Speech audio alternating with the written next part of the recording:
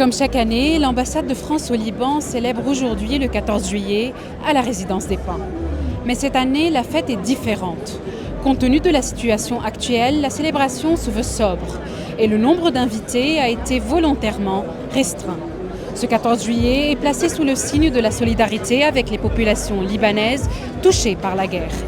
Un hommage est rendu au personnel de secours et de santé, aux journalistes ainsi qu'aux soldats de la FINUL tombés sous les frappes.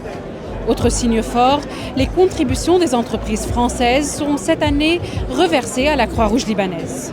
L'ambassadeur de France au Liban, Hervé Magro, s'est exprimé devant de nombreuses personnalités libanaises, politiques et diplomatiques, ainsi que des représentants de la communauté internationale et des figures du monde culturel.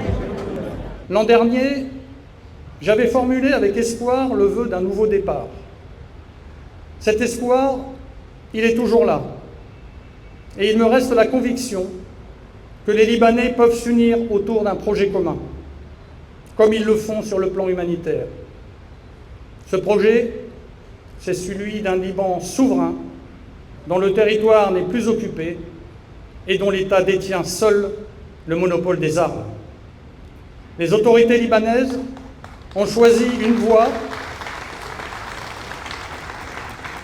Les autorités libanaises ont choisi une voie pour sortir leur pays de la guerre en engageant des négociations directes sous égide américaine.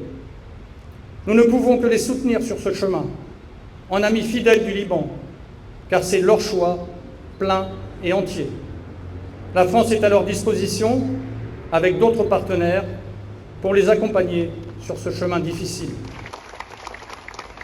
Une cérémonie qui, une fois de plus, rappelle les liens profonds, culturels, historiques, politiques qui unissent depuis des décennies le Liban et la France.